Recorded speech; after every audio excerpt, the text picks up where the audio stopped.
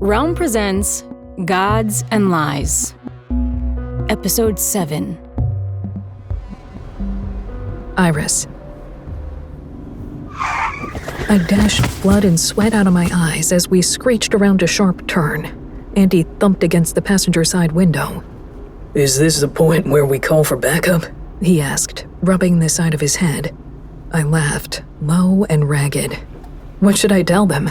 That a goddess is on her way to wipe out a strip club full of nymphs and a relic thief? The law says relic thieves are fair game to deities, and nymphs don't even get a mention in the books. Then we should call Estros. It wouldn't help. His temple's in chaos right now, and in the time it would take to convince him his own wife betrayed him, Tillamoon will have dragged the only witness to the bottom of the sea. I leaned on the horn as a careless driver tried to cut in front of us. I'm such an idiot. She played everything about this case to her own advantage, including us. Iris. She knows Estros better than anyone. Of course, she made Pippa's death look like his handiwork. She knew he'd rather skedaddle than deal with the aftermath, making him look even more guilty. Now Estros' name is on everyone's lips. No one's paying attention to what she's doing.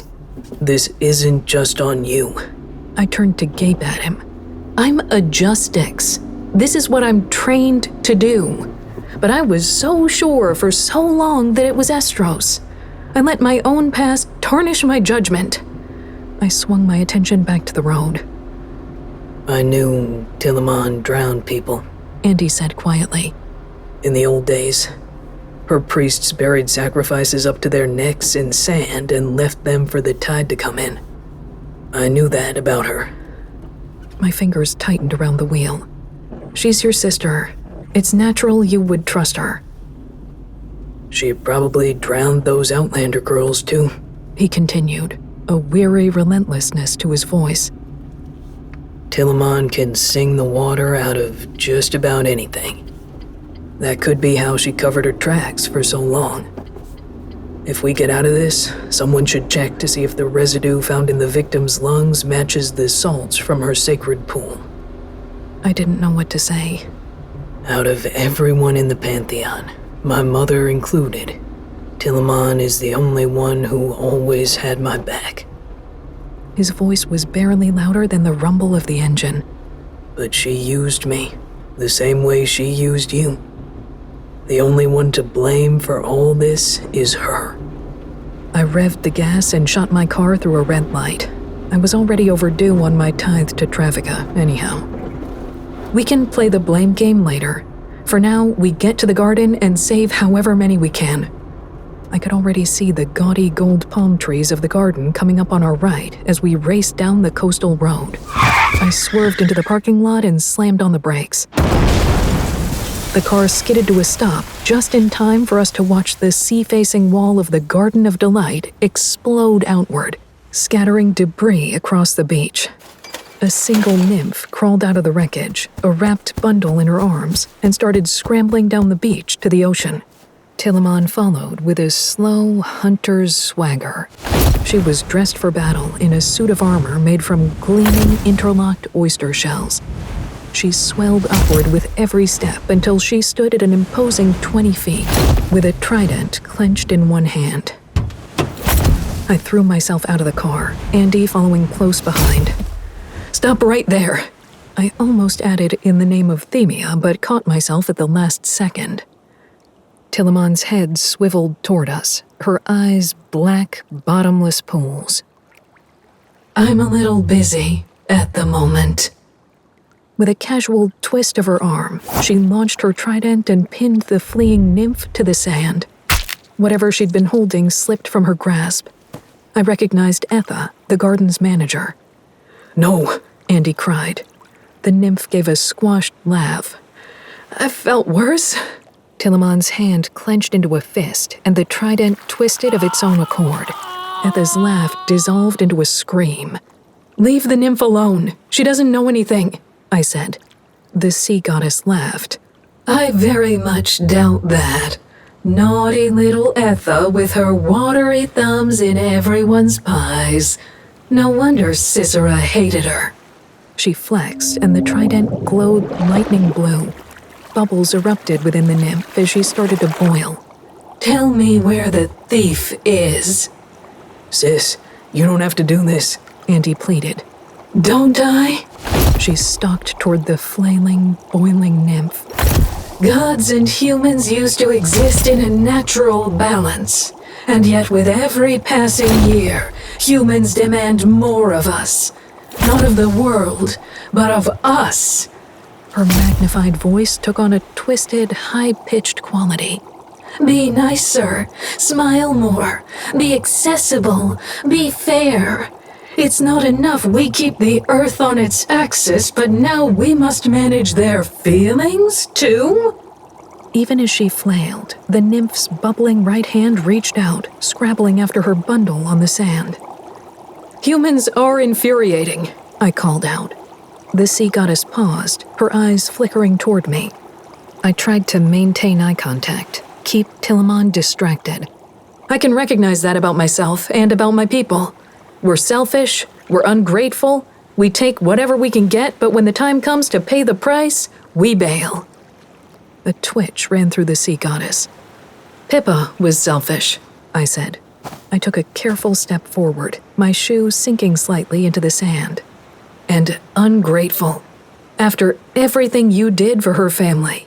You gave them safety, stability, a fancy house in Illyria Ridge, things they never would have obtained without you. Pippa knew the price. Her whole family did, but she didn't want to pay it. She defied you." One corner of Tillamoon's mouth quirked. "And how long did that last?" Etha's questing fingers finally latched onto the bundle. She pointed it at Tillamoon. "Defy this!"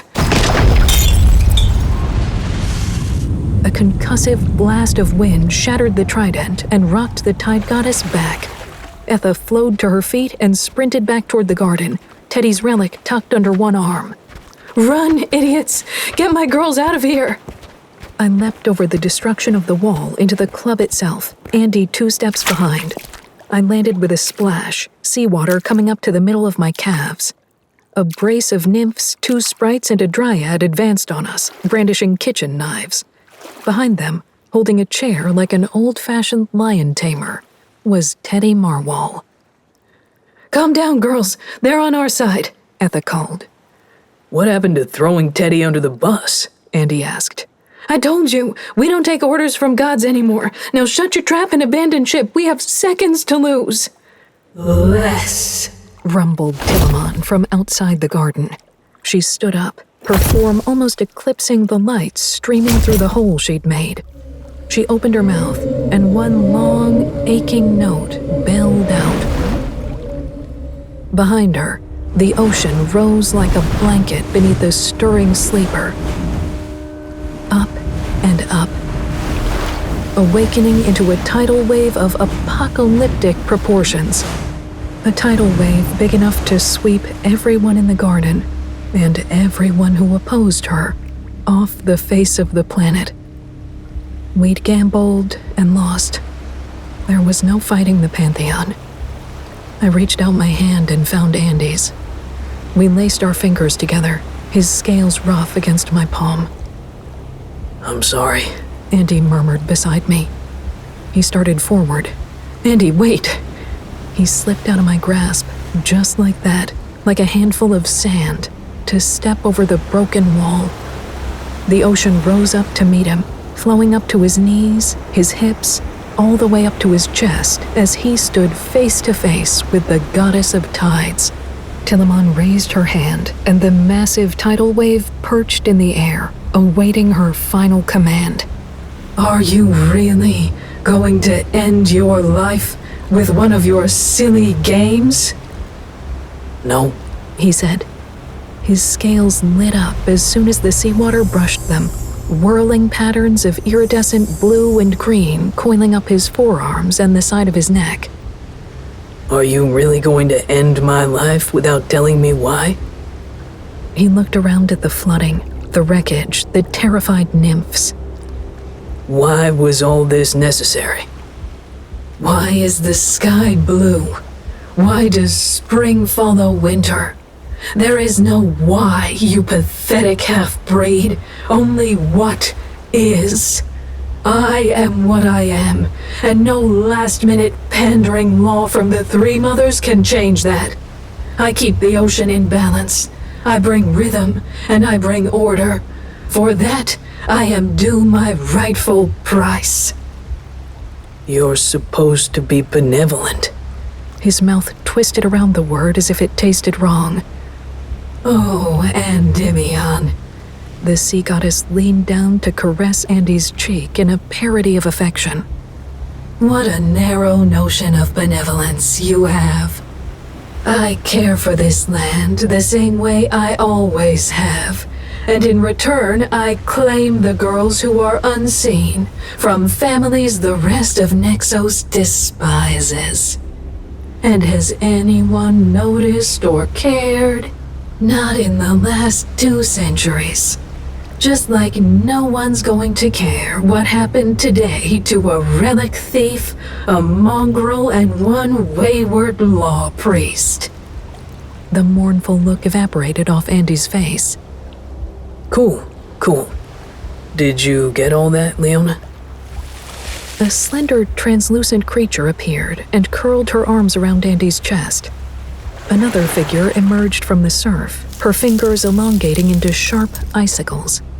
A third nymph rose out of the water wearing a shining beryl crown, her left arm ending in a deadly ice-edged blade. Every blasphemous word, the crowned nymph replied. Her sisters stared at Telamon, their watery features slack and appalled.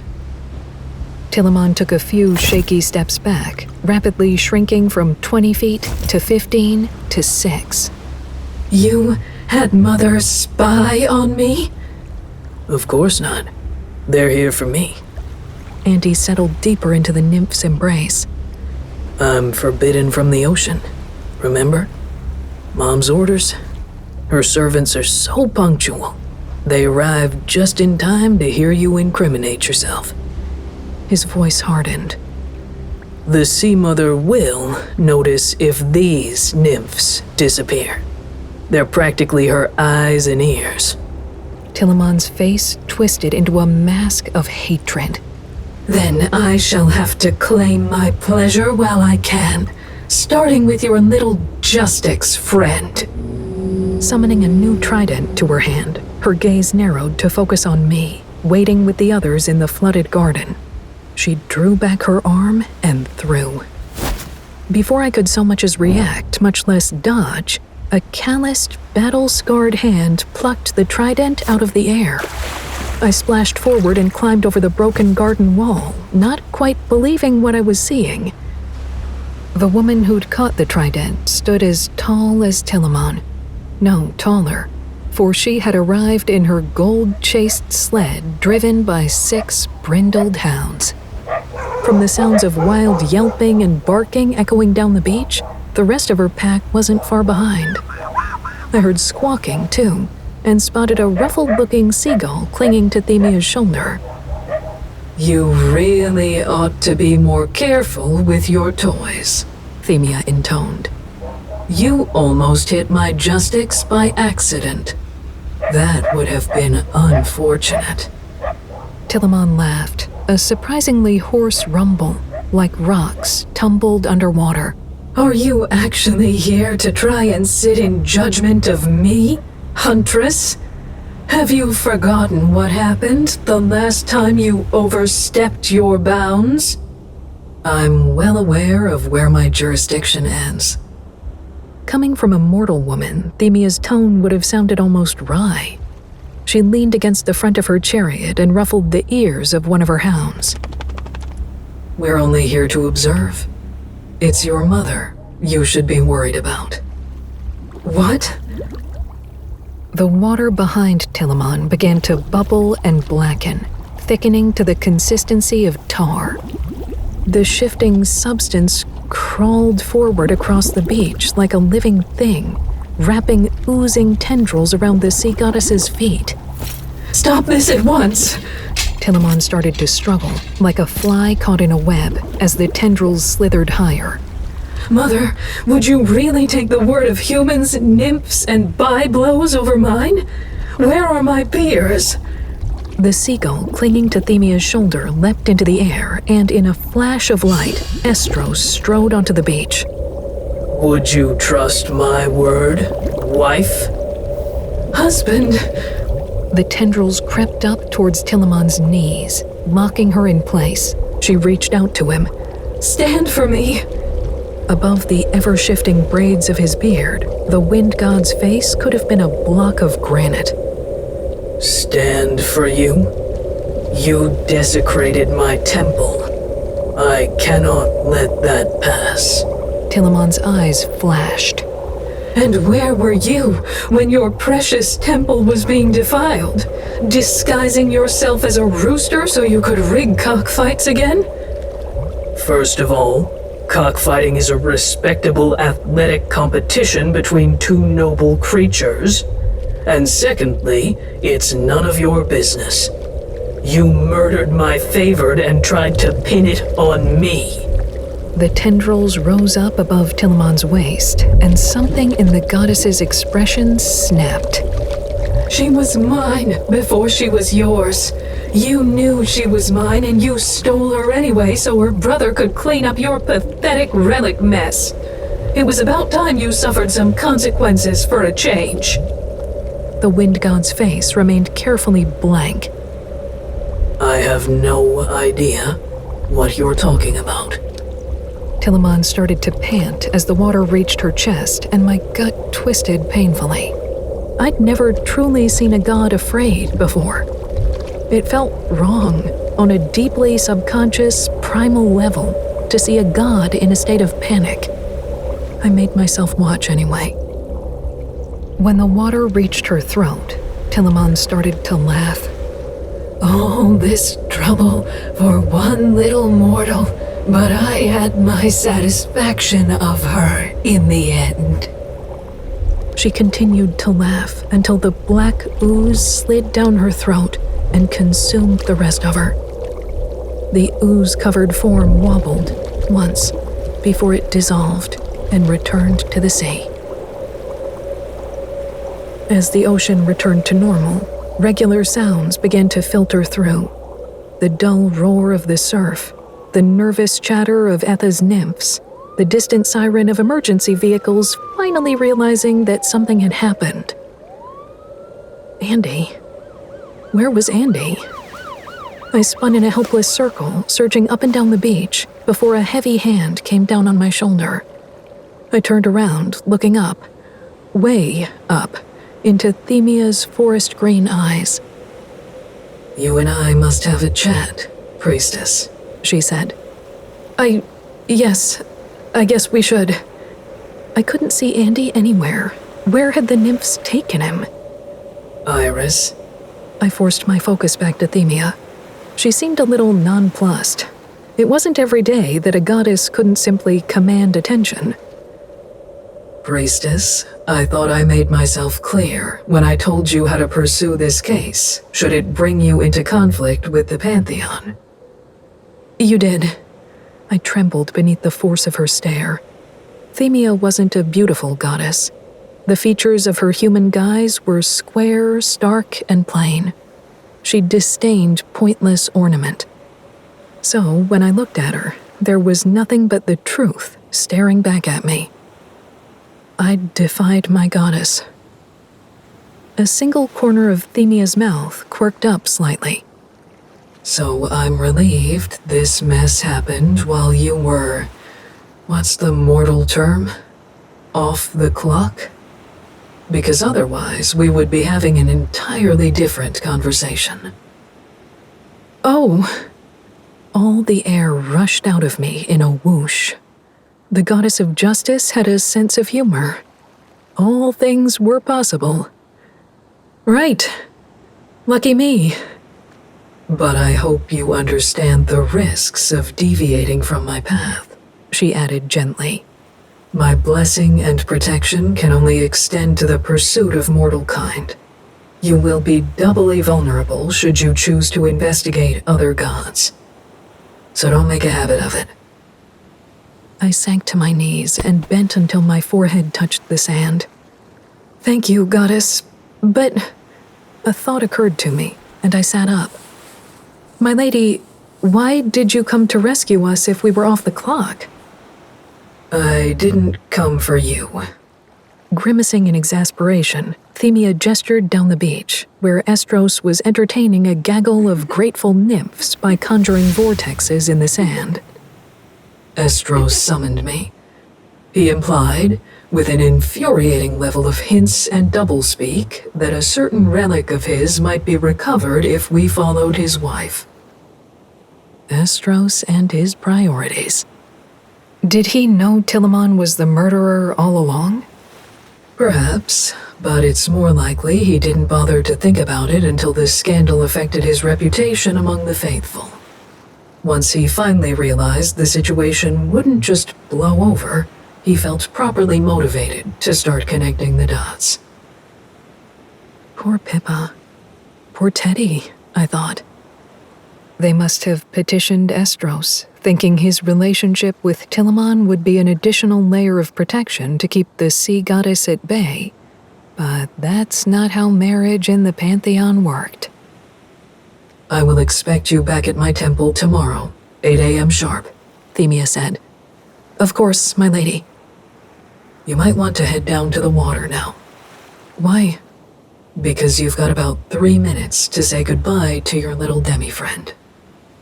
Turning to the ocean, I almost missed him. Sea nymphs were practically invisible in the water, and by then only Andy's head could be seen, bobbing above the surface. Without so much as a goodbye to Themia, I raced down the beach toward the retreating water, kicking up sand with my heels, my breath hitching in my throat. "Wait! Wait!" The nymphs slowed. I staggered through the water toward them, then doggy-paddled as the sea floor fell away beneath me. Andy gave me a watered-down version of his confident grin. "I was worried you wouldn't make it." "You knew," I whispered. "You touched the ocean on purpose. You could have told me." "You would have stopped me." He spat out a mouthful of seawater, his long hair floating around his face like weeds. "When the chips were down, I knew only a god could condemn a god." "You got to be the hero after all," I said. "Nah, we solved the case together, as partners." My legs already ached from treading water. Justice prevails. So why did I feel like I was losing everything? What's going to happen to you? "If I knew, where would the fun be in that?" The flippancy didn't reach his eyes. "Surf world's not in the cards anymore. Wherever I end up, I'll handle it. I mean it, Iris. I'll find my way out of my own mess, and I won't do it by sucking up to any more deities." "But you're so good at it." My voice broke on good. He laughed, and I took the opportunity to splash forward, wrap my arms around his neck, and kiss him. We sank beneath the waves, but he still tasted like warm sand and salt and comfort and courage. Then he sank away from me into the deep, and I could only reach out for him for a few moments before instinct forced me back to the surface. "I'll pray for you, Andy," I said. My throat closed up before I completely disgraced myself. But I meant it all the same.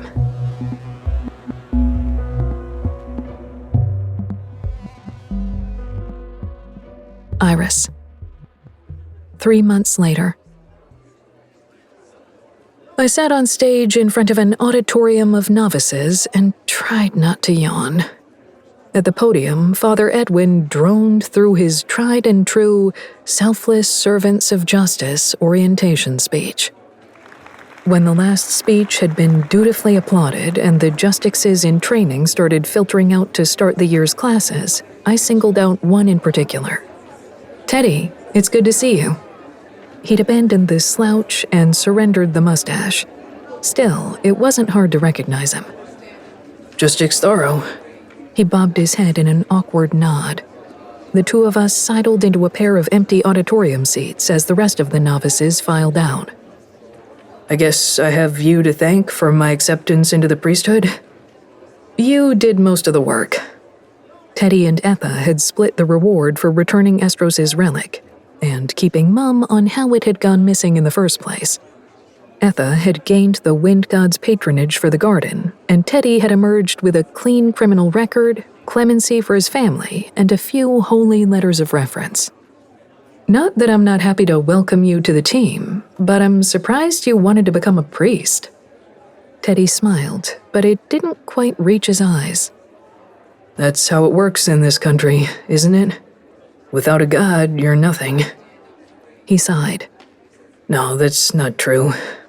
I'm still not okay with how the system works, but maybe once I'm in the system, I can start changing things for the better. Making sure everyone receives the blessing of justice. Themia would definitely approve. How's the family, by the way? My siblings are fine. His gaze slid away. I don't talk to my parents much. They're petitioning for Pothin's protection these days.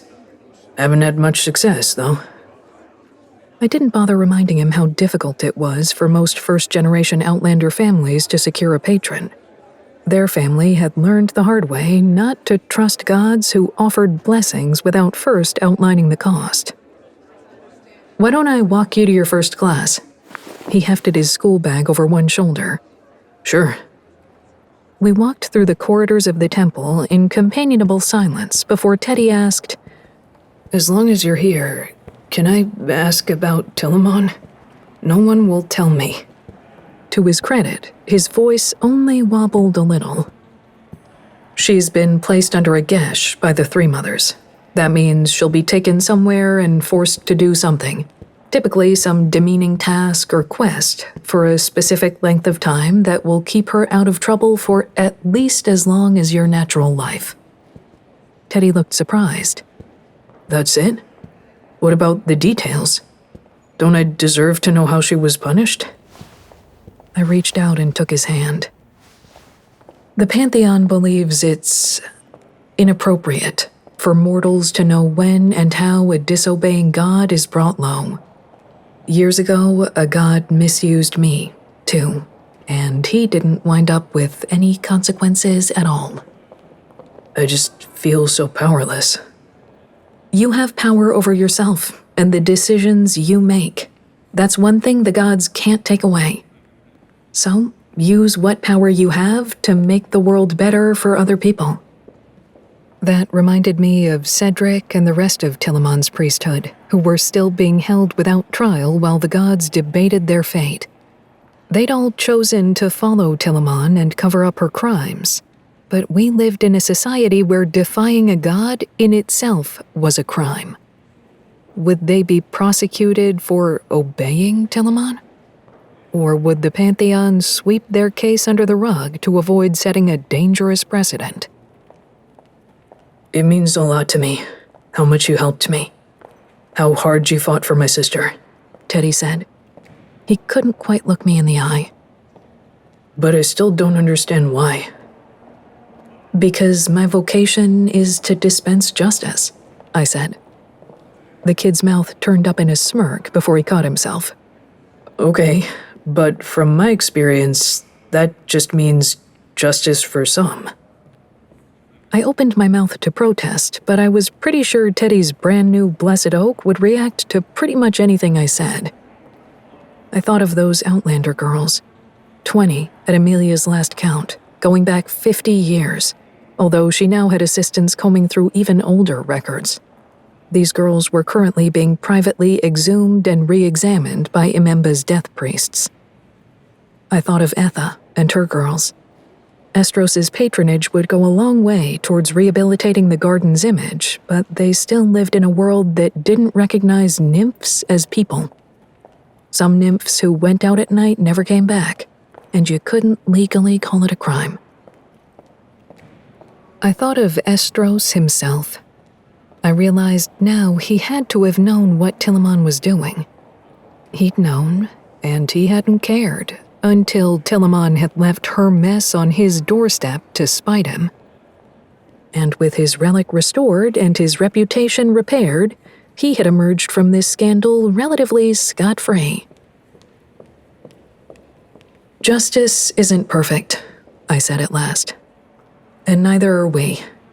But with the gifts the gods give us, we can do our best to bring Themia's blessing to more people." Teddy nodded as we arrived at his classroom. Before he went in, he turned back to me. "Hey, will I be seeing Andy anytime soon?" "Andy?" Now it was my turn to keep my voice level. "Yeah, the demigod I, smashed into a wall. I always meant to apologize for that, but everything was so chaotic after the Sea Mother took Tillamoon away." "We don't see very much of each other these days." There, not technically a lie, but it still hurt to say. "But if I run into him, I'll pass it along."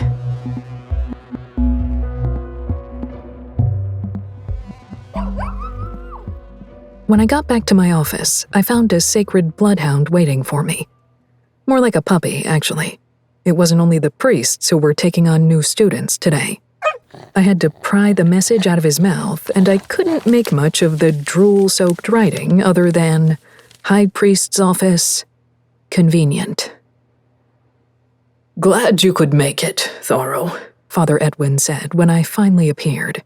"We have a new case for you. There's been a series of robberies down by the Nexos docks." A nice, safe robbery.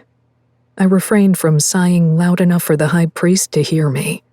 Since my tussle with Tillamoon, Father Edwin kept me to simpler cases with clearly defined boundaries. Thefts, extortion, vandalism, petty human crimes committed by petty human criminals, without so much as a whiff of godly involvement. "Nauticom Limited has been raided 3 times in as many weeks," Father Edwin continued. "I know that name," I cut in. "Isn't that Justix Banix's case?" The High Priest steepled his fingers, like a doctor reluctant to pass along bad news. "It was. Until Almanine, goddess of the Eastern Current, got involved. She's patron to Nauticom and seems to believe this is a personal attack on her by another goddess due to some romantic rivalry. Justix Bannock worried he might not possess the necessary, sensitivity to pursue this case." I sat up straighter. "Sensitivity?" Father Edwin sighed. "As much as I hate to admit it, as the gods become more involved in modern human affairs, the boundaries between pantheon law and human law will inevitably grow more blurred.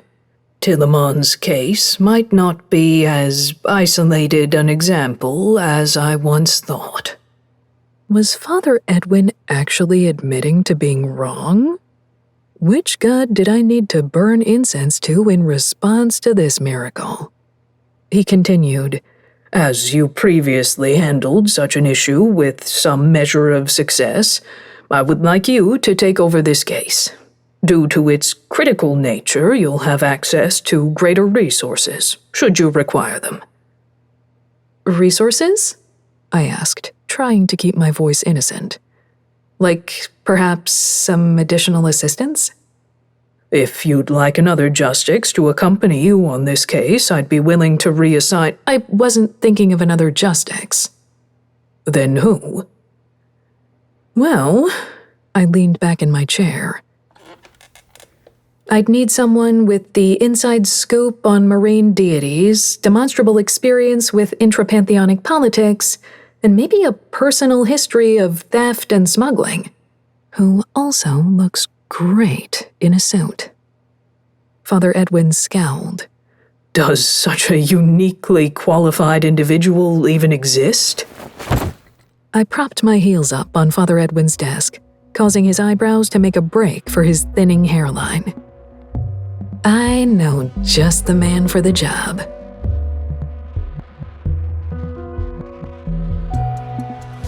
You're listening to Gods and Lies, narrated by Carrie Height and Sarah Malo Christensen. Produced by Realm, your portal to another world. Realm, listen away. Gods and Lies is written by Elizabeth Vail, produced by Marco Palmieri, and executive produced by Molly Barton. Audio production, sound design, editing, and theme music are by Amanda Rose Smith.